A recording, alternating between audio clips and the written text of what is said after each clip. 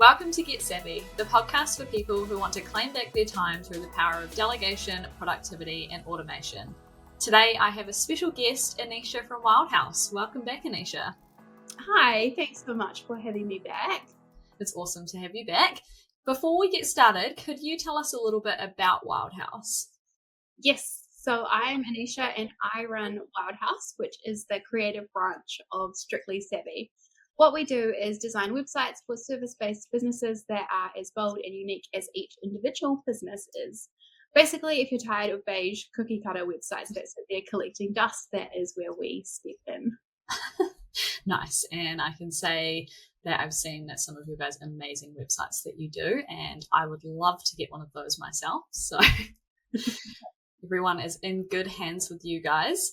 And today, Anesha is here to share with us how you can set your website up for both Google and AI success. So a very interesting topic at the moment with the boom of AI. So to get started, could you give us a quick overview of why SEO matters for small businesses' websites in 2025? Yeah, well, basically the internet is noisy. So if your website can't be found, it's essentially invisible. And that's a really big missed opportunity because your website should be your hardest working salesperson. It's out there 24/7, it's answering questions, it's building trust, and hopefully it's pulling in leads. And if you're searching on Google yourself, you don't really go past page 1 of Google, and that's the same as majority of people. So if you're not showing up there, you're not even part of the conversation. So SEO is about visibility and credibility. If Google trusts you enough to show you, people are going to trust you more as well. Yeah, you're right there. I definitely only scroll past the first page if I'm really desperate. So showing up high is crucial. So there's often a bit of confusion about SEO and AI. So how are they actually connected? Yeah, so this is where things are a bit insane at the moment. We're now living in a world where it's not just Google anymore. We've also got AI-powered search, and quite a few people are turning to AI when they are looking for a business. So people are using ChatGPT, Perplexity, Gemini, and there's many more out there as well. And they're all pulling content differently to how Google pulls it. Instead of just ranking websites, they're summarizing them. So if your site is clear and structured, AI can lift pieces from it and it can actually quote you as the expert. And one of the best examples for this is frequently asked questions. If you write clear, human, simple answers to the questions that your clients are asking, not only does Google love it, but AI search can grab those answers too. It's no longer just about keywords like it used to be. It's about being understandable and trustworthy. Interesting. Yeah, because keywords have been something that have been talked about for years and years and years, and now we're really feeling that shift. Yeah, huge shift. All right. So what are some of the easiest things that a business owner can do to improve their website's visibility on Google then? So if you're starting with the basics, one of the easiest wins is just making sure each page of your site has a clear focus. Don't cram 10 different topics onto one page. Have a page for each service and make it obvious about what that page is about. Your headings matter as well. So you've got your H1, which is your main heading. That should be the main topic. And then you use your H2s and your H3s to break things down. Those are your secondary headings that AI is reading and Google is as well. It helps Google, but it also makes your page so much easier for humans to skim read. I'm a skim reader, so I am always building websites with skim reading in mind. And then you've also got your meta titles and descriptions and making sure that all your alt tags are set up correctly. Awesome. So I don't just want to be jamming in a bunch of H1 tags because I want a bunch of large headings then? No, absolutely not. Google and AI will not like you for that. So one per page for H1 tags. Yes, and you can do multiple H2s, but you do not want to go crazy. Great. All right, so talking about this kind of stuff in the website, let's talk about meta descriptions and title tags. What are they and why do they matter? Can we let our listeners know a little bit more about those?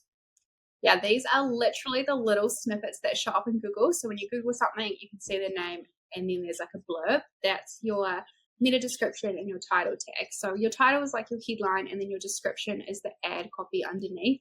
If you don't write them when you're building your website, Google just guesses, and it's not always accurate or not always targeted to your ideal market. Cool.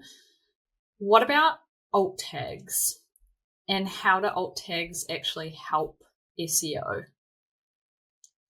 This is one that I see with a lot of websites that come to us. The alt tags just have never been done. So an alt tag is basically the description you give an image. It helps Google see your pictures, and it also makes your site more accessible for people who are using screen readers, and Google likes to rank accessible websites higher.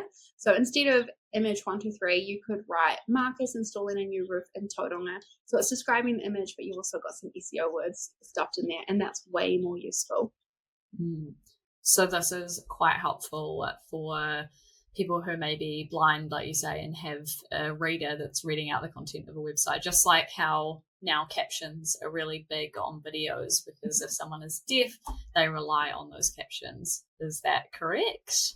Yes. Yeah. It helps with any disabilities. So you're making your website accessible for anybody in any walk of life. And that's really, really important in this day and age. Yeah. So let's move on next to content and copy. So how important is original content on a website, and what kind of content actually helps with SEO at the moment? Original content is everything. You don't want to recycle something from your competitor's page because you thought it sounded cool, or you don't want to use ChatGPT to write you something. You want it to be original and fresh. Google loves that fresh and specific content. And honestly, the people reading your website do too. People aren't stupid. They're going to know you've recycled it, or they're going to know it's ChatGPT. And people want to find the answer they're looking for in your words. They don't want to read some generic fluff that doesn't actually say anything. Yeah, we've recently updated a lot of our website content as well to really talk specifically to our target audience, so that it wasn't dancing around anything. It was just really, really clear, giving people the answers that they needed, and that seems to have landed quite well, actually. Yeah, that's absolutely perfect, because you don't want to be targeting the wrong people or just talking to nobody because you're trying to talk to everybody. Yeah, that's a really, really good point. So with that in mind, is there such thing as too much content on the page? Because some people I've seen just make their pages really, really long because they're trying to fit in as many keywords and as much content as they possibly can. Yeah, yes, there is such a thing as too much content. And this is something we see all the time, especially with sites that haven't been updated in a while. They've just been stuffed with 2,000 words of just keyword soup that doesn't actually say anything. And nobody wants to read that. Google and AI don't love it. You just need a clear, concise, at least 500 words that actually help someone, give them information, and that's way more powerful. So no more just repeating the same phrase over and over again, trying to rank your keywords up. No one cares about that anymore. Awesome. I am definitely not against that. All right. So what about blogging then? Does blogging still play a role in SEO these days? Because obviously that is also like more content that's, like you say, talking to your audience. Yeah, blogging still matters, but it has shifted. So it's less about pumping out weekly posts, and it's more about the quality of your posts. So if you're answering questions your customers are Googling, even one post a month can make a huge difference. And I highly recommend spending some time thinking about conversations you've had with clients and the questions that they've asked you. And you can turn those into blog posts, as that's probably what your target market is searching for. Yeah, that is a great tip. Even just starting to type about your industry on Google and seeing that recommended sentence that pops up, like that would be a fantastic blog post, because like you say, stuff that people are actually searching for. Yeah, exactly. Awesome. So if we now move on to talking a little bit more about AI. So how do tools then, you sort of mentioned before not having ChatGPT write all of the content for your website. So how do tools like ChatGPT or AI-powered search engines interpret website content differently from Google? If you think context, so If an AI had to look at your website and explain your business in 30 seconds, would it be able to, and would it be able to get it right? That is the test, because AI is taking your site, interpreting it, and it's spitting it out to who it thinks needs it. Google was just looking for keywords so it could choose where to rank you, but now we've got AI actually taking your information and then, translating it and giving it out to people. Mm-hmm. And at the moment, Google, or for me anyway, every time I Google search something, the first result usually for me is actually an AI result now. So would you say that it's more important to be doing that than focusing on the organic Google? I think they're probably both equally as important, because you still have people who don't love AI and they're going to scroll past that first AI bit. So you still want to rank on the first page. But I mean, if you're presenting yourself as an authoritative figure in your industry, then yes, you've got Google Gemini. It's going to read your site and it's going to pop you up the top, and it's going to take your site information, regurgitate it, and then there will be that little link to your site. So it definitely helps, and it is probably just as important as Google now. Mm-hmm. Are there things that we should be doing now to help AI understand our websites better?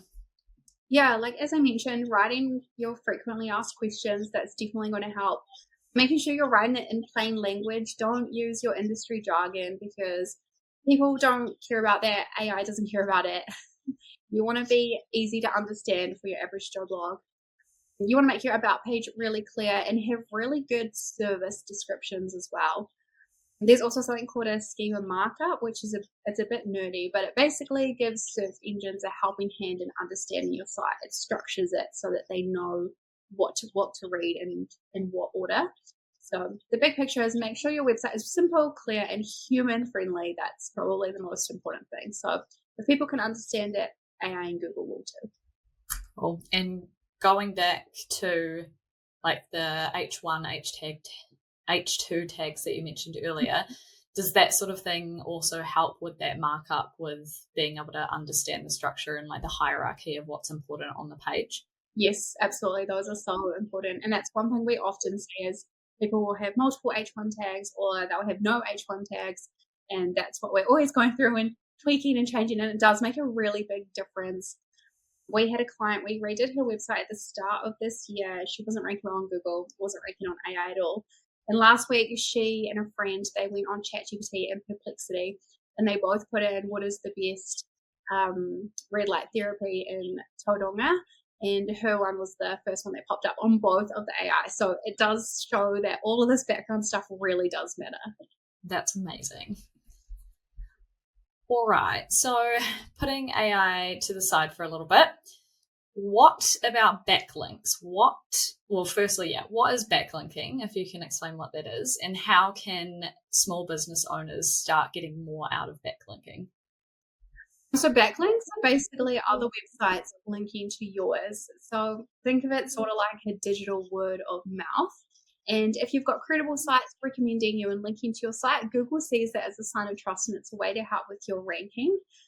I was talking to a guy, he works primarily in the American market doing SEO, and he said over there backlinks are absolutely essential. Like you have to have them or your website is not going to rank. And he's so surprised with the New Zealand market, because not a lot of people do backlinks.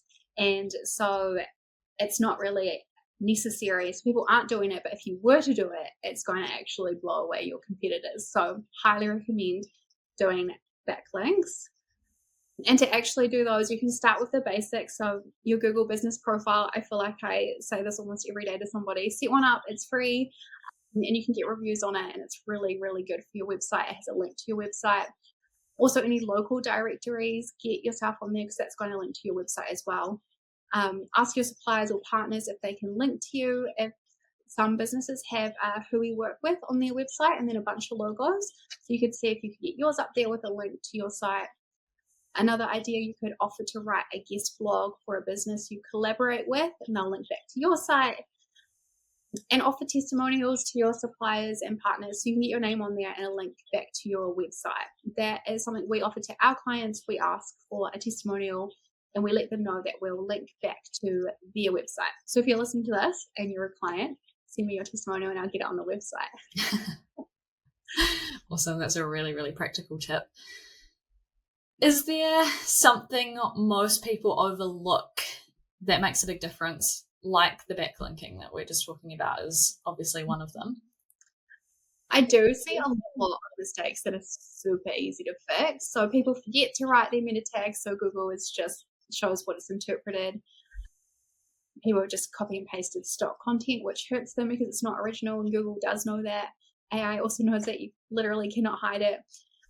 But not mentioning your service area anywhere, so Google doesn't even know where you're based and who it should be pushing you out to. Lots of sites that are beautiful, but they load really slowly, which hurts your ranking. Or they've never set up Google Analytics or Search Console, so they're flying completely blind and they don't actually know what their website is doing for them. Those little things will make a huge difference if you can just implement them. If someone listening only has 1 hour this week to do something to their website, improve their SEO, what would be the number one thing that you would recommend that they should do? I would say 3 things. So 1, update your homepage meta title and description. This is the first one that pops up when someone Googles you or something similar to you. You want that to be perfect to lure people into your site. Number 2, add alt tags to your images. Like we talked about, that's just describing what the image is about and makes your website accessible. And if you've got a Wix site, there's actually an AI built into Wix now, and you can get AI to fill in all your alt tags for you, so you don't have to sit there and do it yourself. But I do recommend going back through and making sure it is correct, because there's been a couple times that it's completely misinterpreted the image. So just double check it. And number 3, make sure that your contact details and your service area is obvious so that Google and AI can find you and push you out. And yeah, those 3 things alone will already put you ahead of so many businesses. That last one's a really handy tip, not even just for AI, but just all of your users in general, because there have been a few times recently I have gone onto websites trying to figure out if they're in the Wellington area, and it just doesn't say anything, which just really surprises me that it's not on their contact page or their about page or anything. So yeah, you're right. A lot of businesses don't have that. Yeah, definitely. Don't assume everyone knows where you are. Especially if you don't have a Google My Business page either. Yes, yeah, it makes it very difficult. All right. Are there any tools or platforms that you recommend for someone who wants to check or improve their SEO? You could check out tools like Ubersuggest or SEMrush for your quick SEO checks. They'll give you an overview on your website and just some quick wins you can do. Google Search Console is free. Set up your Google Business profile and your analytics and Google Search Console, and then you'll have so much insight into what your website is doing. And then if you are stuck on blog ideas, there's a tool called Answer the Public. It shows you exactly what people are Googling, and from there you can make a bunch of blog posts that's going to answer those questions. Awesome. Thank you very much. You've given so many practical tips that people can actually go away and use right now. So if someone wants help with their website or wants it reviewed by someone else, how could Wildhouse help? Yeah, so if you are listening to this thinking, this is overwhelming, I don't know where to start, that is where Wildhouse comes in. We don't just design websites that look pretty, we make them work for you. So we do offer free and paid website audits. We've got maintenance plans, and of course, we build full SEO-ready sites from scratch. So if you're not sure what's working or what is working on your website, reach out, we'll tell it to you, and then we can go from there, and either we can make the changes yourself or we'll give you some tips to implement those yourself. Thank you so much for joining us today, Anesha. You've given so many practical tips that people can go away and use right now. But if you're listening and want to talk to Anesha, then head over to wildhouse.co.nz and book in a no obligation discovery call with her. And don't forget to rate, review, and subscribe to the Get Savvy podcast.